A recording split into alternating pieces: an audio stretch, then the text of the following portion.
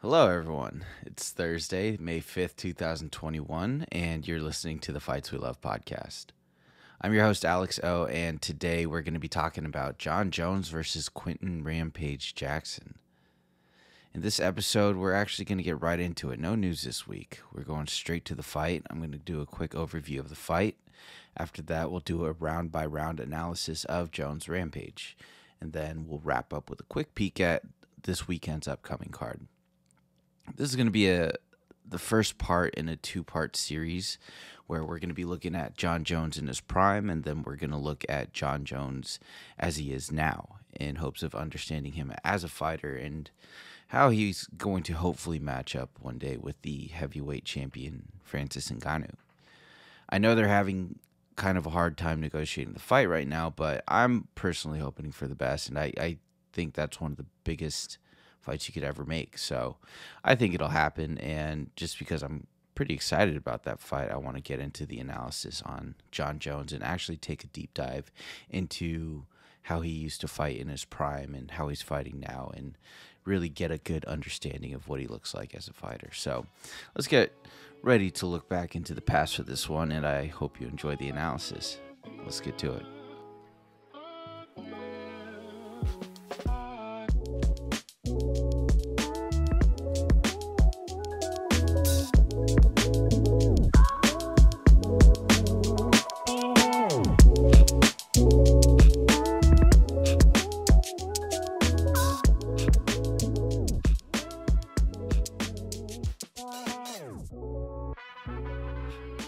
Okay, Jon Jones, Jon Bones Jones versus Quinton Rampage Jackson, UFC 135, September 24th, 2011.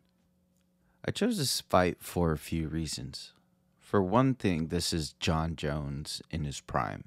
It's Jon Jones at his best 10 years ago in his first title defense, the first of 11 total title defenses. This fight was about as one-sided as a championship fight gets. It's complete domination from start to finish, both offensively and defensively for Jones. It's maybe not the most exciting fight, but there's definitely a lot to take away from it and a lot to learn about Jones's tendencies from it. So if we're going to accurately break down a future matchup with Francis Ngannou, fingers crossed, I need to get a good understanding of the fighter Jon Jones was back then and an understanding of how he is now.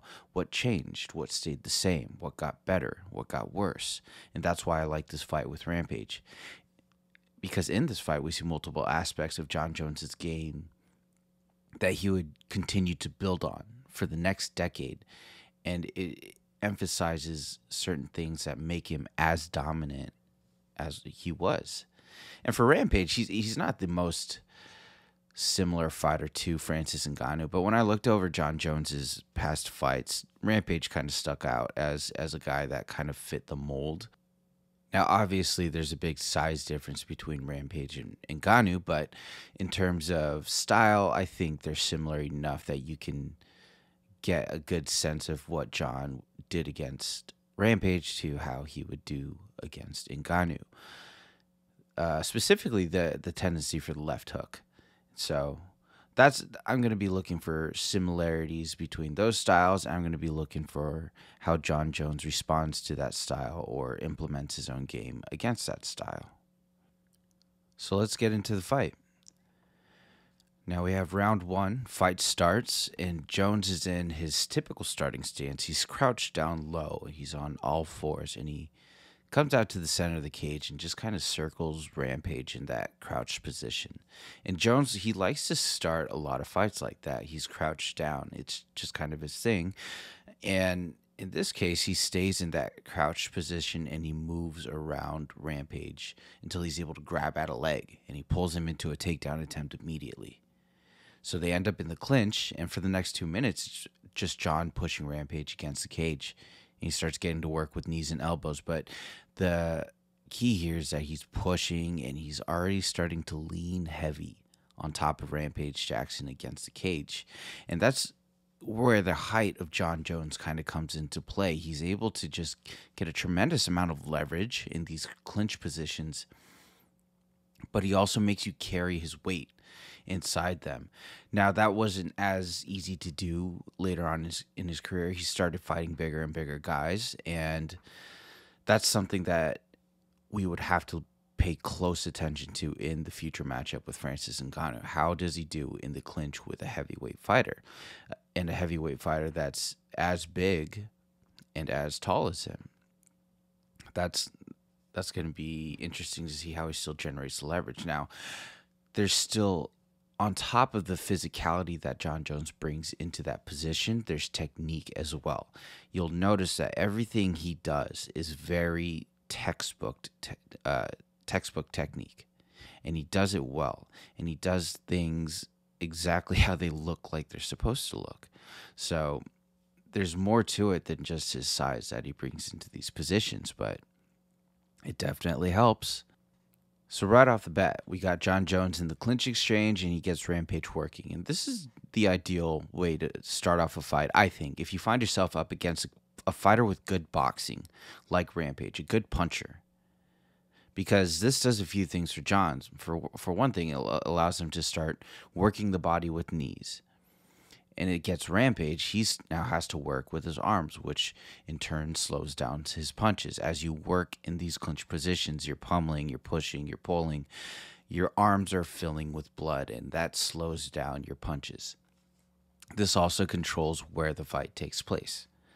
We talked last week about how important the ability to control where the fight is and where the fight plays out when we were discussing Kamaru Usman versus Masvidal.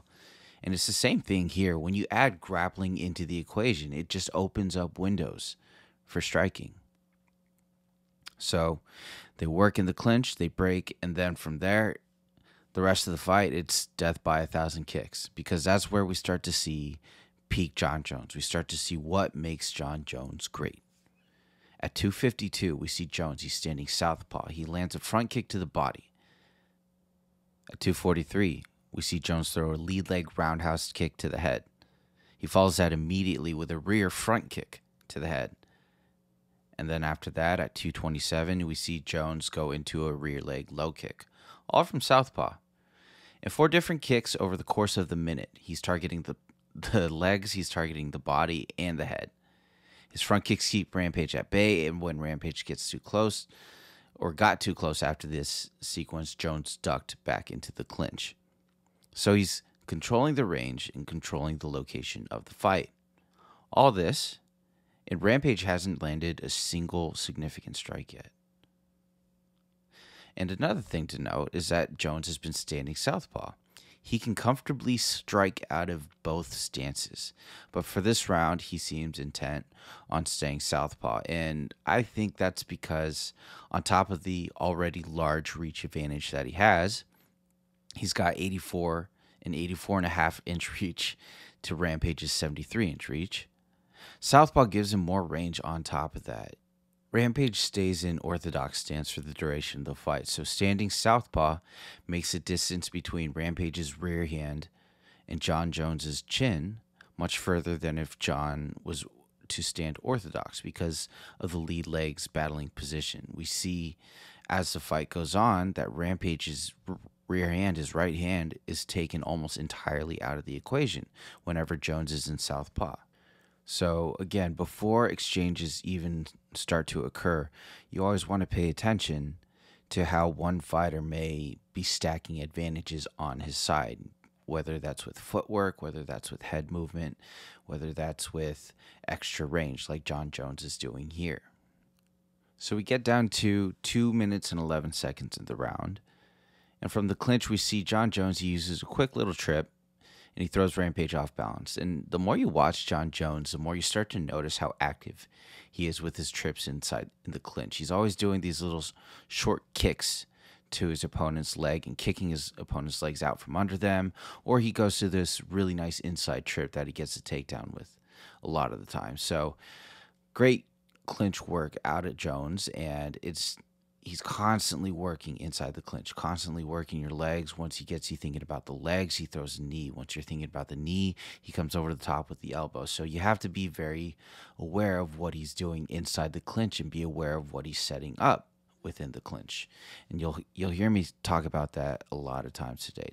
It's what is he setting up next? Not what is he doing now, it's what's coming next after. So we get down to 2 minutes and 2 seconds, and we finally see Rampage push forward with his own combination.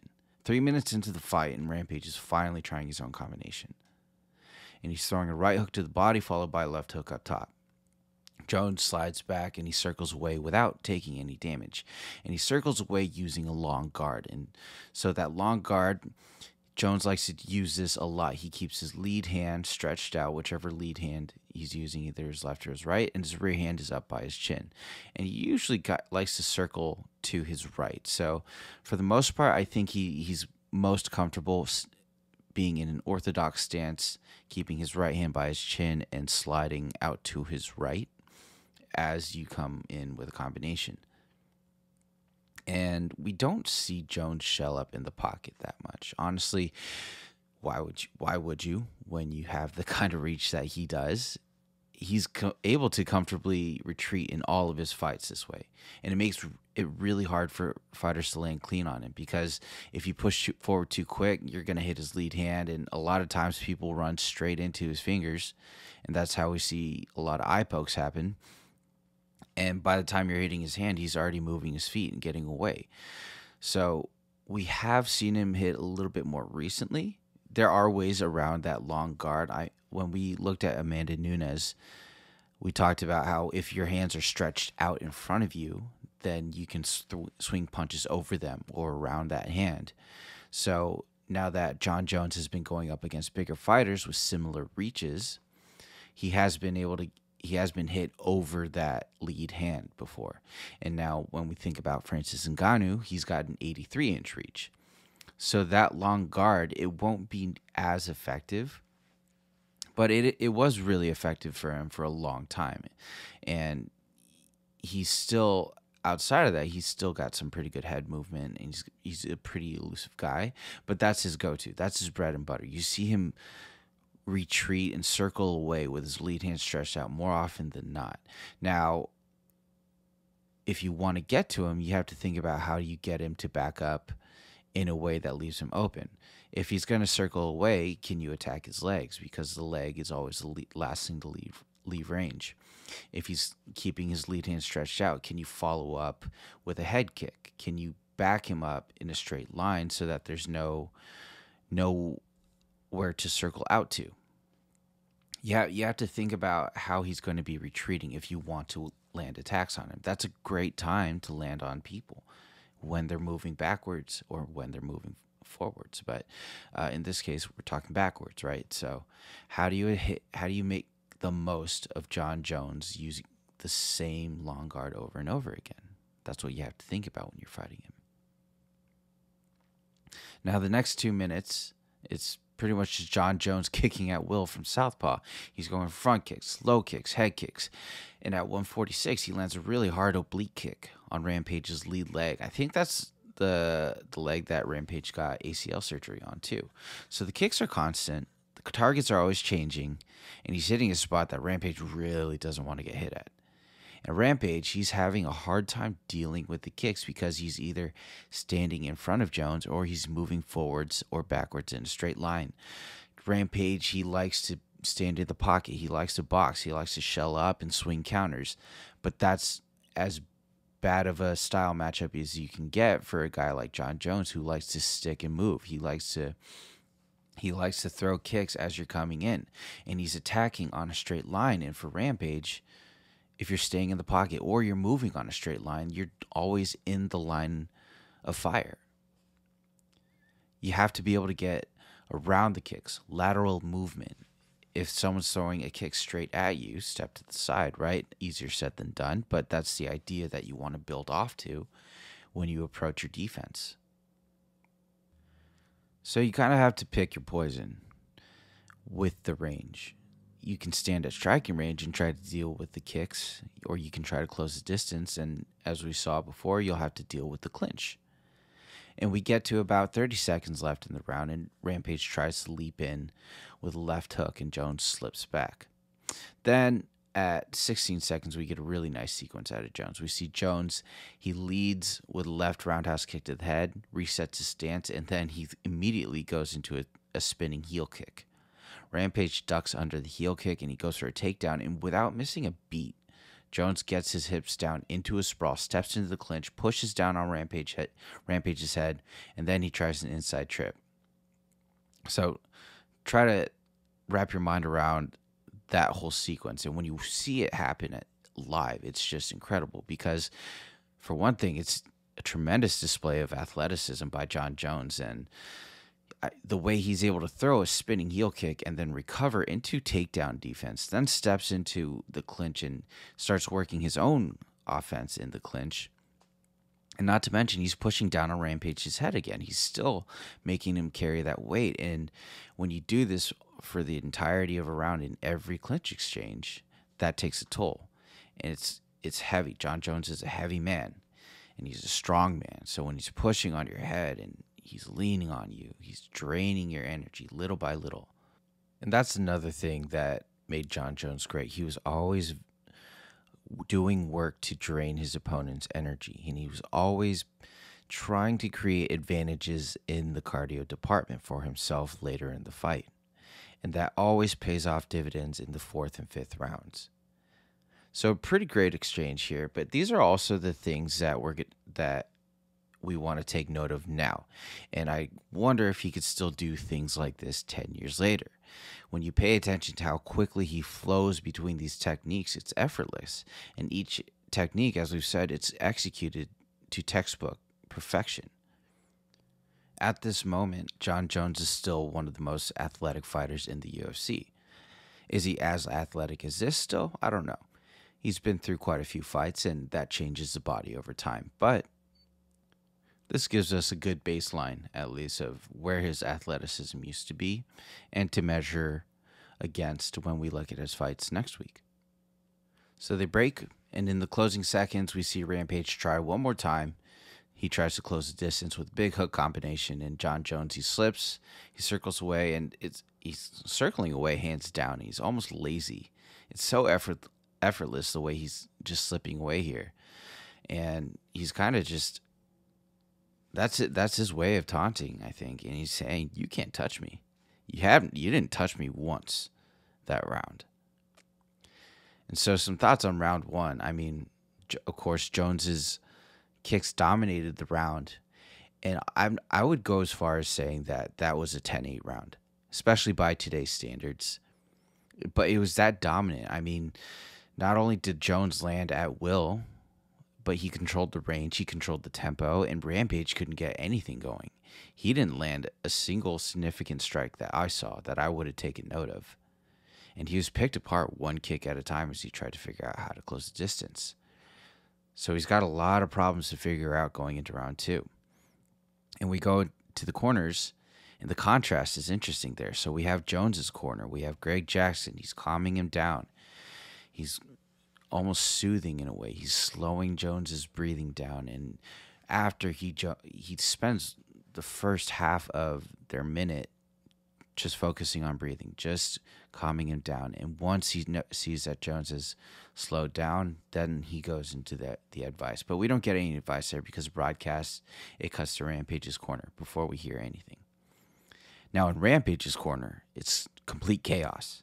You have one of his cornermen, he's shouting to not fight at Jones's tempo. The other guy is giving him wrestling advice. And then the third guy is urging him to counter after he blocks the kicks. And all three are talking at the same time. And Rampage, understandably, looks a little bit confused. I mean, there's just so many problems to fix at once, right? You can't get caught in the wrestling. Don't get kicked at range. Don't try to close the distance, you know.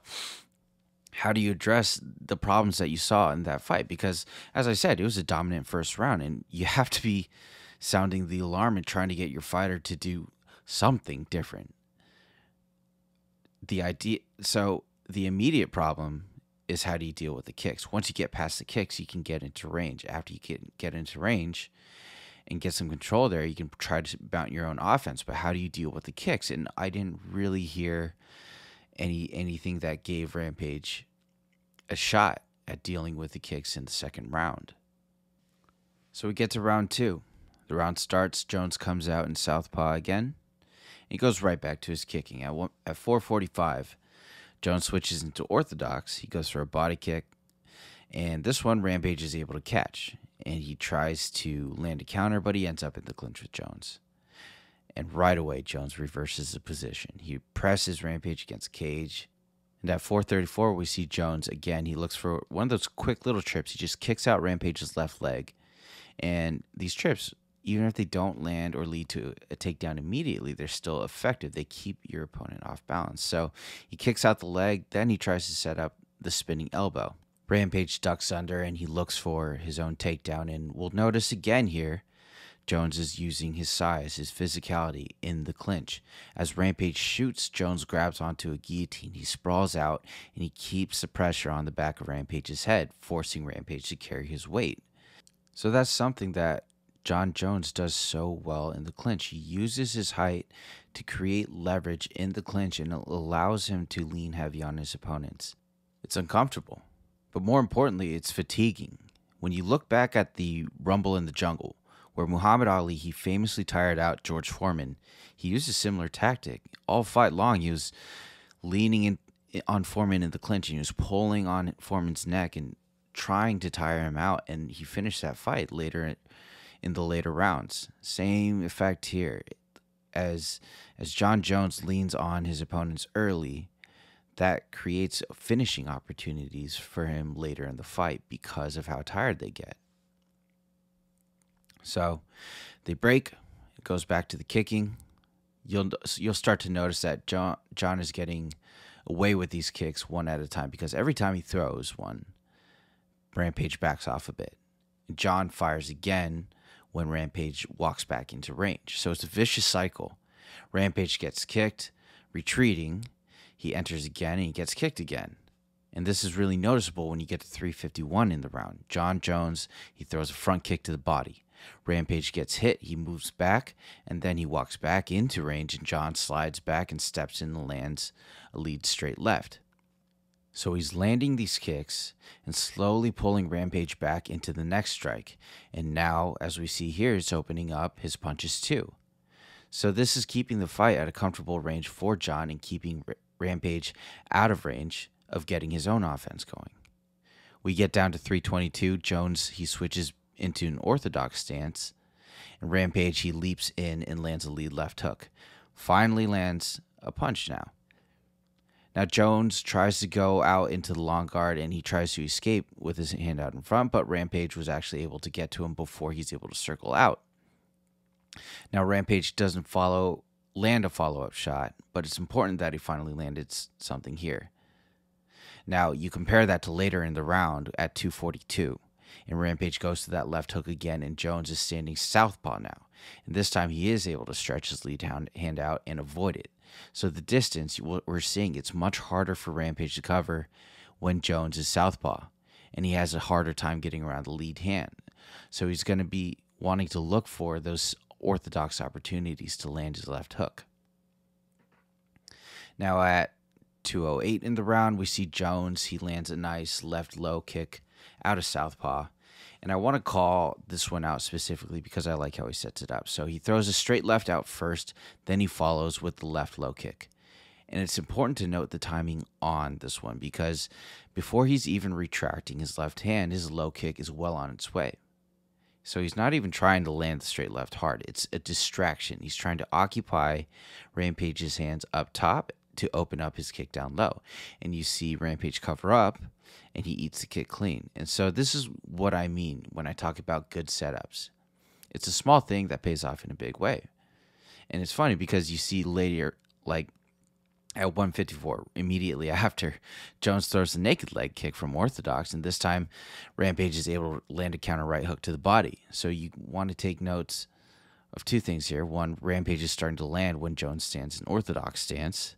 And two, Rampage is able to land when Jones throws a naked low kick. Small windows for opportunity, but they are there. And you have to take advantage of those small windows when you're in a fight like this.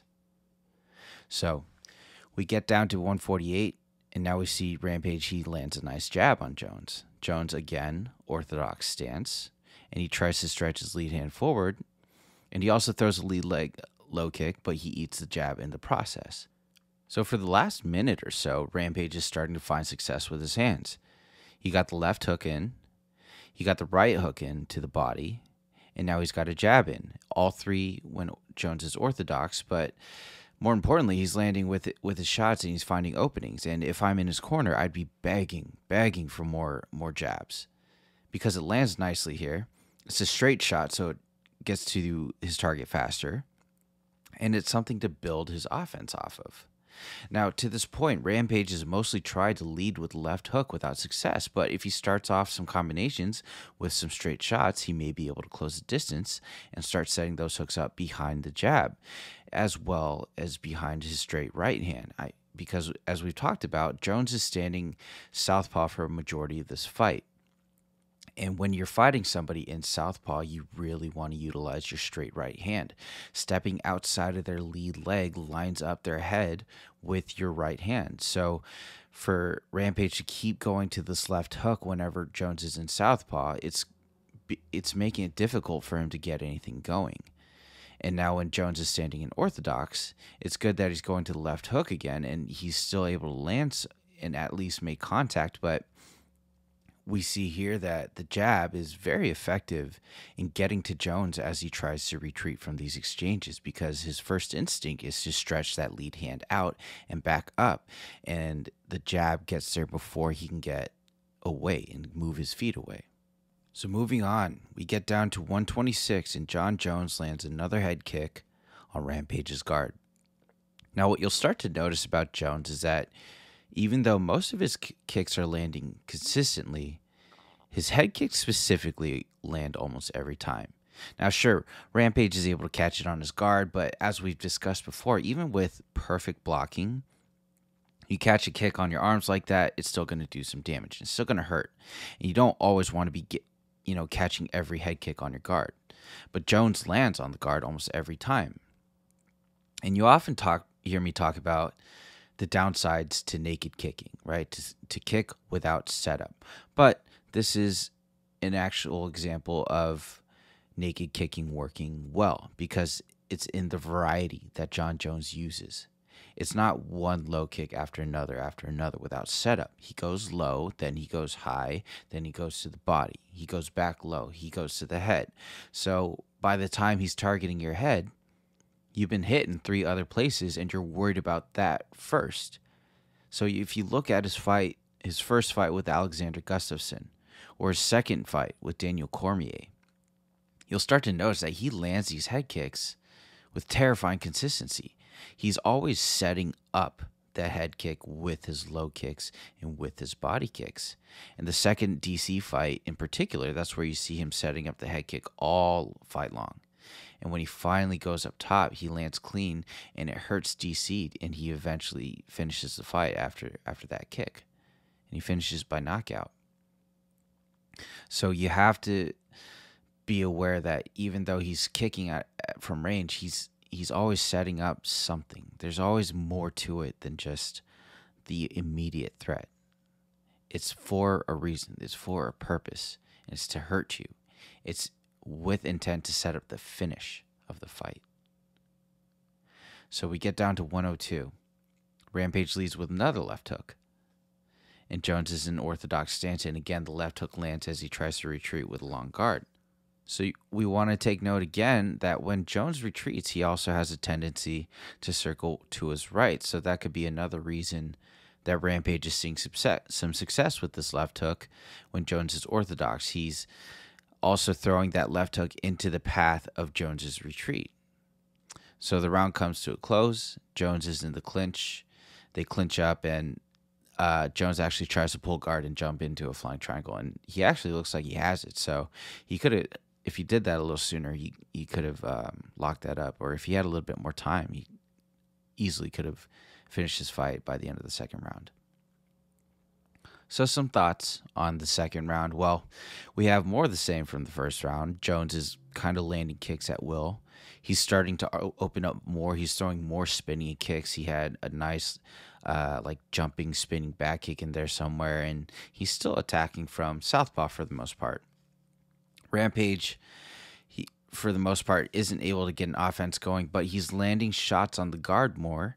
He's landing with that left hook, and he also landed a nice jab, and that might be somewhere to get more of an offense going if he tries to build off of straight shots to the body, off of straight shots to the head. So if you're in his corner, and we don't get to see much of the corner in this one, but you have to go off of what was successful that round. The left hook from when Jones is standing orthodox, or the straight shots at any time. The straight right hand would have been a big tool to use here, and we don't see Rampage use it at all. It might be because of the range, but it would have been better than nothing, I think. And Jones, he's still controlling the range. He's not standing entirely out of range either. He's moving slightly backwards out of range and pulling Rampage forward into his straight punches and kicks. So that's just more stuff to watch for when we go into round 3.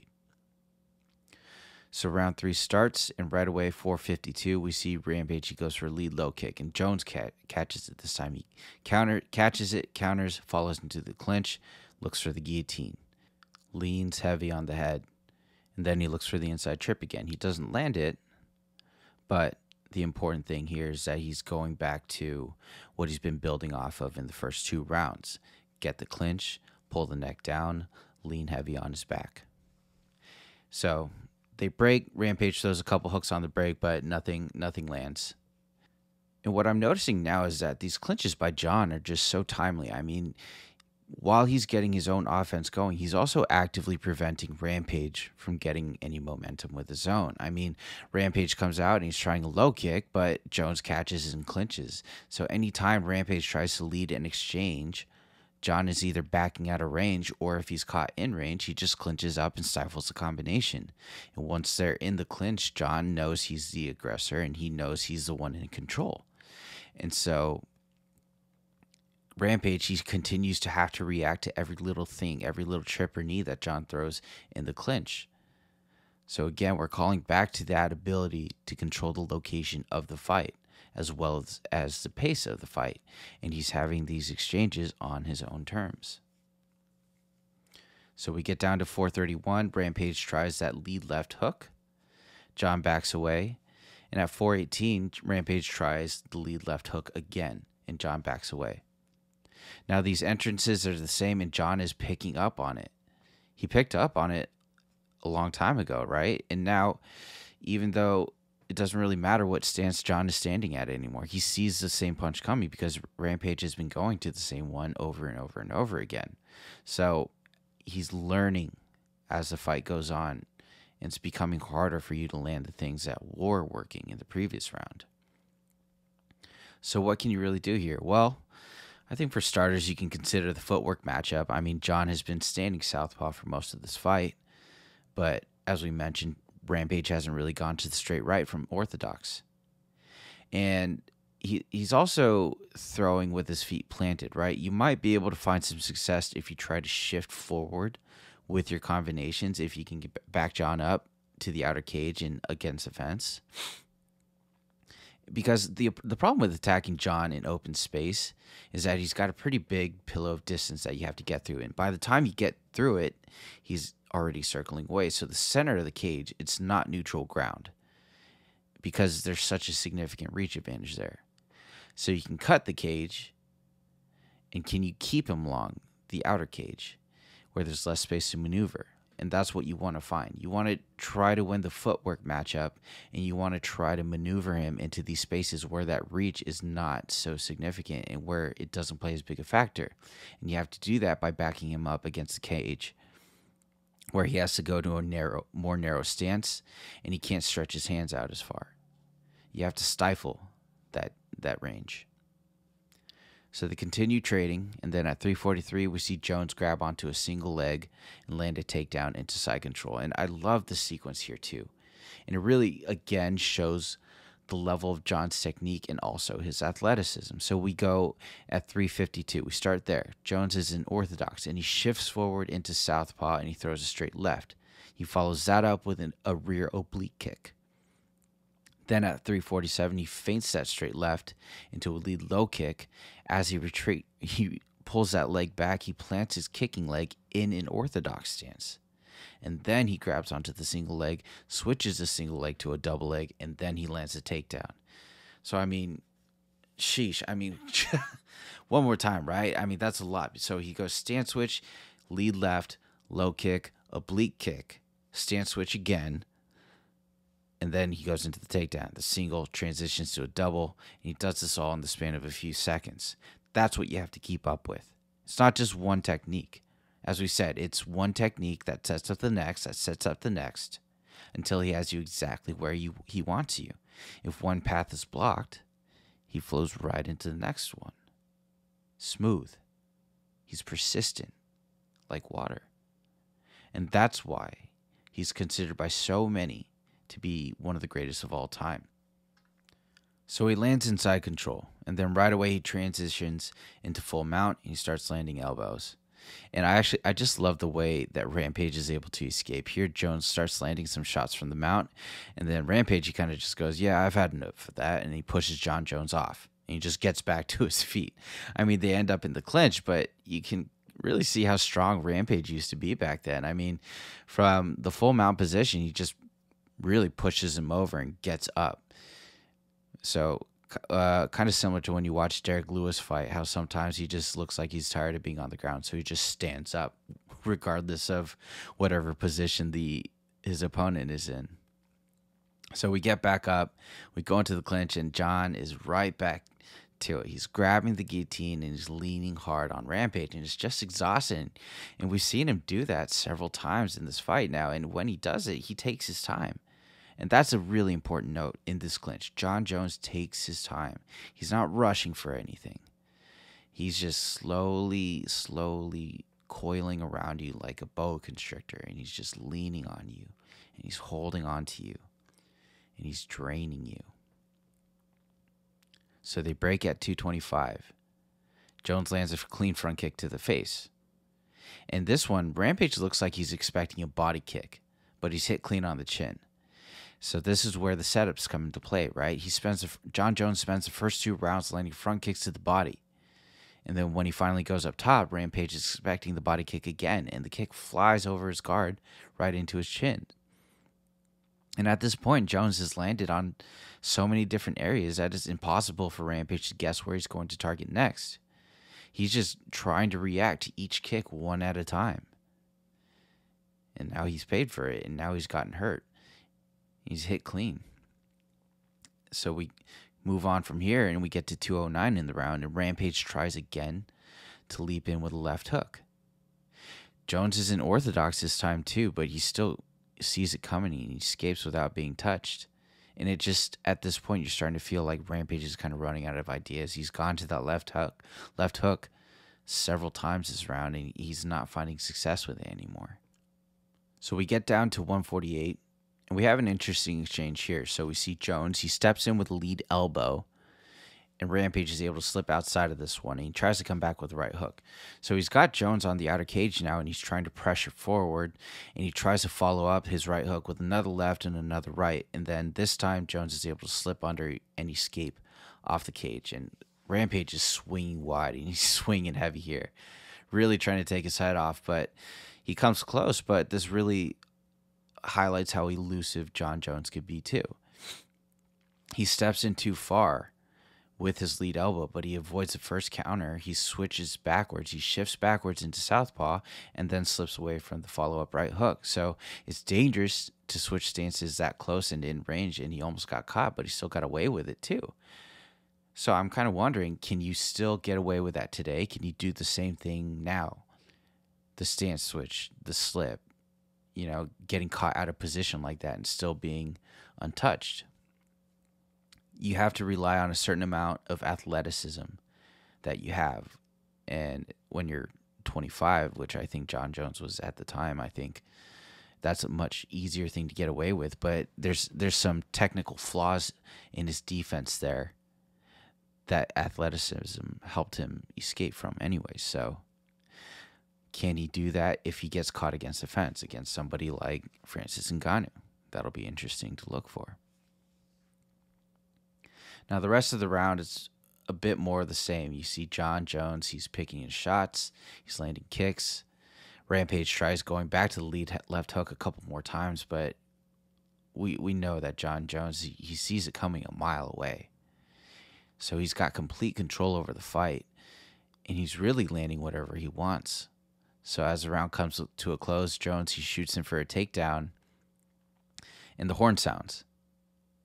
And instead of just like letting go, Jones lifts Rampage up and just dumps him like a sack of potatoes. And technically, it's not really a penalty, but you can bet there's damage done mentally there. It was a blow to the ego for sure. And even Joe Rogan on the commentary, he's saying he's kind of losing his mind. He's like, wow, that was a diss. But that was to let him know I can do that anytime I want to. That's what Rogan said, and I agree. It's just complete control, complete dominance, complete nonchalance, the way that Jon Jones just kind of lifts him up and dumps him like he doesn't care, like he knows the fight's over and he knows what he's going to do. We go back to the corners, and quite frankly, Rampage already looks a bit defeated. His corner doesn't really know what to say. They're throwing some generic stuff out there. They're saying, you got to get into range. You got to put it on him. You're letting him rest. And I got to imagine that Rampage is hearing this and he's going, yeah, I know, but how? How do I get into range? How do I put it on him? How do I get around the kicks? He's cut. He's exhausted.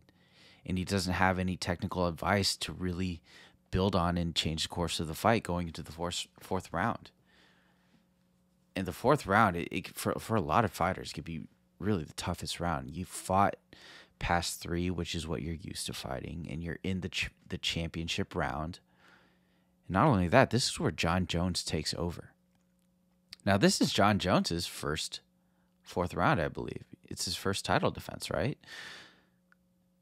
And he's put in a lot of work, but the cardio advantage that he has going into this round, it's significant because he's been the one leaning heavy in the clinch. So we look at the start of round 4. It starts, Rampage comes out, and he tries to put pressure on immediately. He tries to walk Jon Jones down. Jones is in orthodox, and he circles left. He flicks out a jab, and then he lands a check left hook, and he actually stuns Rampage. You can see Rampage, his legs stiffen up a little bit, and he backs up to the cage. He backs himself up. He just walks to the back of the cage almost to support himself. And Jon, he follows up with a head kick, but he slips, and they return to the center. So then we go to 442. Jones leads in with left hook, and Rampage ducks under into the clinch. We already know what Jones is going to do, though. He jumps onto the guillotine, leans on him heavy, and he goes to the inside trip for the third time this fight, and this time he lands it. So he's built up to that. He's gone to it twice before in previous rounds, but he's leaned on Rampage every time. And at this point, Rampage doesn't have the energy to stop it. And from here, it's just a straight burn through Rampage. I mean, he takes him down, pushes him against the fence. All the damage is done. And Rampage is exhausted. So he pushes him against the fence, sinks in the choke, sinks in his hook, and he finishes the fight with a rear naked choke.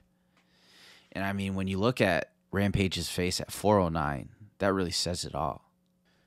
We've seen that same look so many times on the faces of Jon Jones's opponents. It's shock, it's defeat, it's confusion. They're just completely exasperated, wondering like, what the hell is this guy made of? What kind of beast am I in here with? What am I supposed to do? And you could just see the wheels turning, and they slowly start to accept defeat over time. That look at 409, it says it all. It's wide-eyed, and it's shocked. It's defeat. And Jon Jones does that time and time again to so many different high-level fighters. When he says he's going in there to break people, that's a physical thing you could see on the faces of his opponents. So a completely dominant performance by Jon Jones. And he avoided damage almost entirely. I mean, he had complete control over the distance. He opened up his kicking attack. and the variety in his kicks kept Rampage guessing. He stayed consistent in his attack to the body. He kept going to that front kick to the body. He threw in a few side kicks there too. And he also leaned heavy on Rampage in the clinch to further drain him. So this is just peak Jon Jones. And it's one thing to have the kind of variety in striking arsenal like Jones has, but the level of fight IQ when it comes to implementing those techniques, that can't be understated. You have to be ready for the kicks. You have to be ready for the spinning attacks. You have to be ready for the clinch battle. But before all of that, you have to be ready for the mind game. Everything is a setup. If he's attacking your legs, it's because he wants to land a head kick up top. If he's throwing a punch, it's because he wants to land a kick down low. If he's tripping against the fence, it's because he wants to land a spinning elbow on the break.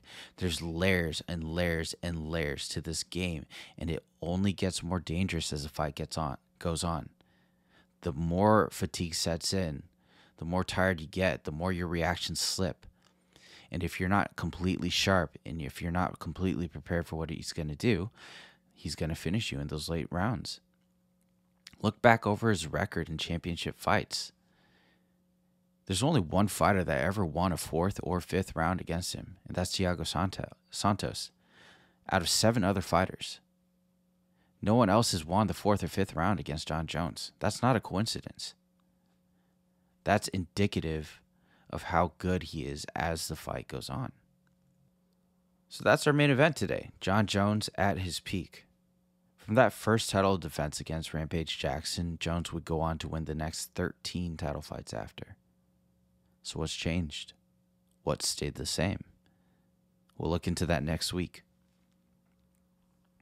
Now, we do have some fights going on this weekend. On Saturday, May 8th, we have a UFC fight night. That's going to be headlined by Michelle Waterson and Marina Rodriguez. Also on the card, we've got Donald Cerrone. He's fighting Alex Morono.